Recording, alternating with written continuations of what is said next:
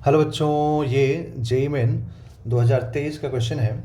जनवरी 25 जैन सिर्फ 2 का। देखिए इस क्वेश्चन में क्या बोला गया आपसे। टी इज़, एक मिनट, टी इज़ है ना, एक second. T is time period of simple pendulum है ना, of simple pendulum on the earth surface. Its time period becomes xt when taken to a height r, ठीक है, equal to earth's radius above the earth surface, then the value of x will be। अब बोला गया कि अर्थ के surface पे जो time period है वो टी है। ओके, तो देखिए यहाँ पे अर्थ के सरफेस पे टाइम पीरियड टी है पेंडुलम का, सिंपल पेंडुलम का। तो सिंपल पेंडुलम का टाइम पीरियड का फॉर्मूला क्या होता है? 2 पाई इंटू √L/g, ये फॉर्मूला होता है। ठीक है, अब अगर अर्थ के सरफेस पे है, जैसे मान लीजिए ये अर्थ हो गया, तो अर्थ के सरफेस पर जब सिंपल पेंडुलम, यहाँ पर जब सिंपल पेंडुलम है तो इसका टाइम पीरियड टी है।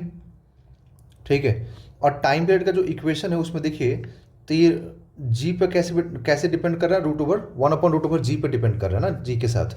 ओके, तो अब हम लोग क्या बोलेंगे कि जब यहाँ से ऑब्जेक्ट को उठा करके जब मैं यहाँ लेके जाऊँगा ऊपर, है ना, ऐसे अर्थ के रेडियस के बराबर हाइट पे लेके जाऊँगा h=r पे। ठीक है, तो यहाँ पर जो नया टाइम पीरियड होगा ना वो क्या होगा, ये पूछ रहा है आपसे। तो अब हाइट पे ले जाने से ऐसा क्या चेंज आएगा कि टाइम पीरियड में वेरिएशन आ जाएगा? ये तो इंपॉर्टेंट है सोचना ना, कि ऐसा क्या चेंजेस आएगा हाइट पे ले जाने से जिससे कि टाइम पीरियड वेरी कर सकता है। ओके, तो उसके लिए हमें क्या करना होगा कि देखना पड़ेगा कि यहाँ पर क्या चेंजेस आएगा। ठीक है, इसको 1 मान लीजिए और इसको हटा दीजिए यहाँ से। ओके, तो ये इक्वेशन वो 1 हो गया। तो अब यहाँ पर एल में तो चेंज आएगा नहीं। अब टाइम पीरियड का जो यहाँ फॉर्मूला है उसमें जो एल है तो लेंथ ऑफ पेंडुलम हो गया, उसमें कोई चेंज आएगा नहीं बच्चों, है ना।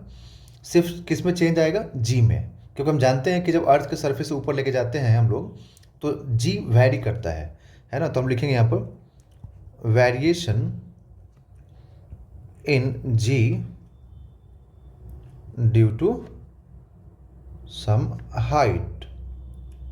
ओके, तो यहाँ पर हम लोग क्या लिखेंगे कि t इज इक्वल टू, है ना, तो पहले g निकाल लेते हैं। GH इज इक्वल टू, जो g का वेरिएशन होता है जो उसके लिए फॉर्मूला होता है हाइट के साथ, वो होता है 1/1 + h/r होल स्क्वायर, है ना, g/1 + h/r whole square.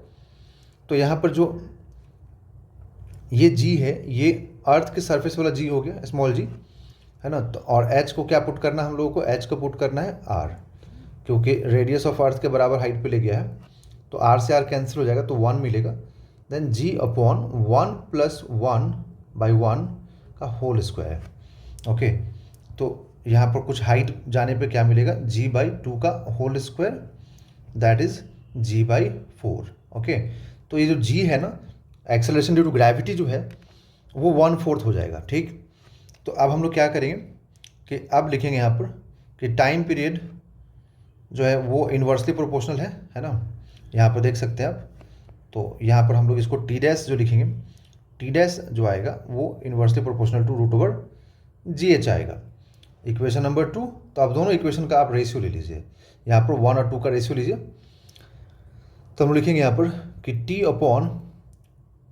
t/t dash is equal to, अब रेसिप्रोकल में है तो ये GH आ जाएगा न्यूमरेटर में और यहाँ पर g आ जाएगा डेनोमिनेटर में। तो टाइम पीरियड t, ये t डैश, ओके, और GH में क्या लिखेंगे आप? g/4 लिखेंगे, g/4, और इधर में √g लिखेंगे आप।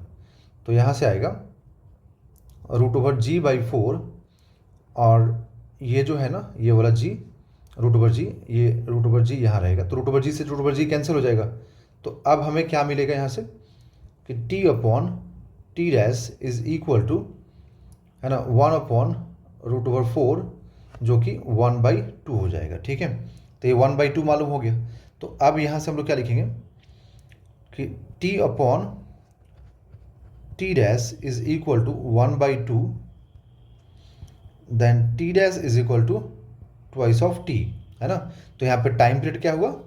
टाइम पीरियड यहाँ पर 1/2 टाइम्स बढ़ गया। ओके, तो अब यहाँ से देखिए यहाँ पर, तो x का जो वैल्यू पूछा है ना, बोला है कि xt हो जाएगा, तो x कितना होगा? तो x यहाँ पर 2 हो जाएगा।